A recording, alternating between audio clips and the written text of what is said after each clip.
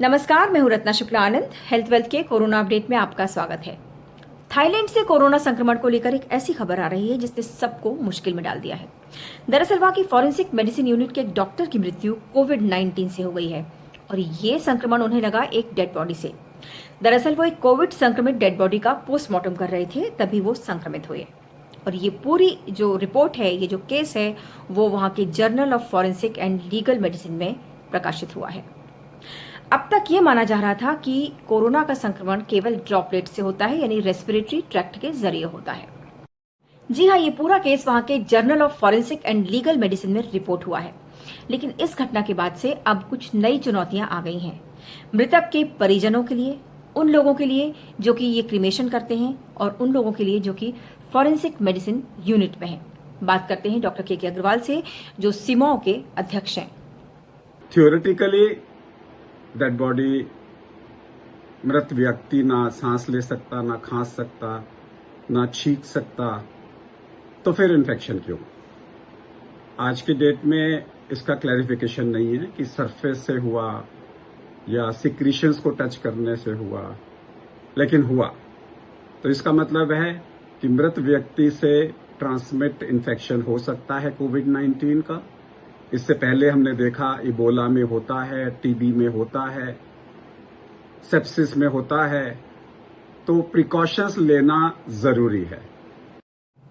किसी कोविड संक्रमित व्यक्ति की मृत्यु के बाद अस्पताल उसकी डेड बॉडी को किस तरह से हैंडल करे, पोस्टमार्टम के लिए क्या प्रक्रिया अपनाई जाए, क्या सावधानियां रखी जाएं, ये सभी दिशा निर्देश भारत सरकार ने मार्च में ही सभी अस्पतालों के लिए जारी कर दिए थे। तो जानते हैं डॉक्टर गौरव अग्रवाल से, जो कि मेरठ के मुलायम सिंह मेडिकल कॉलेज के फॉरेंसिक विभाग के हेड और प्रोफेसर हैं। Ministry of health and family welfare government of India की कुछ गाइडलाइंस आई हैं 15 मार्च 2020 को regarding guidelines on management of dead bodies. तो ये गाइडलाइंस न सिर्फ डेथ के बाद पोस्टमार्टम कैसे करना चाहिए, किस तरह से अपने आप को बचाना चाहिए डॉक्टर्स को और बाकी स्टाफ को और हॉस्पिटल स्टाफ को डेथ के बाद डेड बॉडी से, बल्कि final disposal of dead body तक, क्रेमेटोरियम हो या बरियल ग्राउंड हो, वहां तक ये गाइडलाइंस करीब 10-12 पॉइंट में पूरे का पूरा डिटेल बताती हैं। सबसे पहले तो गाइडलाइंस कहती हैं कि कोई भी इस तरह की जो डेथ है कोविड-19 इन्फेक्शन से जो हुई है, उसके बाद जब पोस्टमार्टम किया जाएगा तो पोस्टमार्टम करने वाले जो डॉक्टर्स हैं या जो भी स्टाफ साथ में असिस्ट करता है, उनको पूरा का पूरा पर्सनल प्रोटेक्टिव इक्विपमेंट, जिसको हम पीपीई कहते हैं फॉर शॉर्ट, वो पहनना चाहिए, जिसमें 7 चीजें होती हैं। एक स्कल कवर जिसको सर्जन्स कैप कहते हैं, शू कवर जिसको बूट कैप कह देते हैं, एक ओवरऑल होता है जिसको हम एप्रन कहते हैं, एक फेस शील्ड होती है, गॉगल्स होते हैं, N95 मास्क होता है, ग्लव्स होते हैं, N95 मास्क के साथ एक सर्जिकल मास्क होता है और डबल ग्लव्स भी होते हैं। सरकार के दिशा निर्देश ये भी कहते हैं कि जब तक बेहद जरूरी ना हो तब तक कोविड-19 से मरने वाले लोगों का पोस्टमार्टम अवॉइड करना चाहिए। साथ ही साथ किसी डेड बॉडी को सुरक्षित रखने के लिए जो एम्बामिंग की जाती है, इस प्रक्रिया को भी अवॉइड करना चाहिए।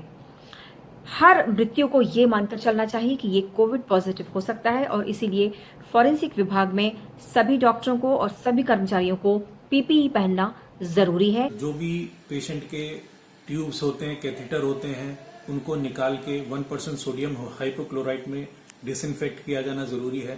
जो उसके कपड़े हैं या जो भी उसको हाथ लगाता है, बॉडी बैग होता है, उसमें ही ट्रांसपोर्ट किया जाएगा, उसमें बॉडी लाई जाएगी और ले जाई जाएगी। इसके अलावा कई बार रिलेटिव्स के सेंटिमेंट्स को ध्यान में रखते हुए कहा जाता है कि हम चेहरा देखना चाहते हैं, तो उनको सिर्फ जिपर खोल के बॉडी बैग का फेस दिखा देना चाहिए डेड बॉडी का, कि वो आइडेंटिफाई कर लें, वो सेटिस्फाई हो जाएं। बट इसके अलावा मिनिस्ट्री के द्वारा जो गाइडलाइंस हैं, उनको डेड बॉडी को टच करना बिल्कुल भी अलाउड नहीं है और बॉडी को इसी तरह से पोस्टमार्टम करके पूरा का पूरा बॉडी बैग में ही ट्रांसपोर्ट किया जाना चाहिए बरियल ग्राउंड तक, चाहे वो बरी करना है या बॉडी को फाइनली क्रिमेट करना है। घर में डेथ हो या हॉस्पिटल में डेथ हो, आपने पूरे शरीर को क्लीन करना है, नाक में कान में रुई डालनी है ताकि सिक्रीशंस बाहर ना आए। फिर उस शरीर को आपने एक बैग में जो एयर टाइट है उसमें डाल देना है, आंखें बंद कर देनी है और उस एयर टाइट बैग को फिर आपने 0.1% ब्लीचिंग पाउडर से सैनिटाइज कर देना है, डिकंटामिनेट कर देना है। फिर उस शरीर को आपने 2 चादरों के अंदर में आपने उसको बांध देना है। क्योंकि भारत सरकार ऐसे केसेस को खुद कंट्रोल कर रही है, तो आपको इन्फॉर्म करना होगा कि अगर किसी की घर में डेथ हो जाती है कोविड सस्पेक्टेड से, तो सारे डिटेल्स गवर्नमेंट के कंट्रोल में आ जाते हैं। भारत में कोविड-19 से किसी भी व्यक्ति की मृत्यु के बाद उसे धार्मिक आस्था के मुताबिक दफनाने या फिर दाह संस्कार करने की इजाजत है, लेकिन दफनाने की स्थिति में कब्र काफी गहरी होनी चाहिए। कब्र गहरी होनी इसलिए जरूरी है क्योंकि मृत व्यक्ति के शरीर में बॉडी फ्लूइड कुछ दिनों तक बने रहते हैं और ऐसे में संक्रमण का खतरा बना रहता है।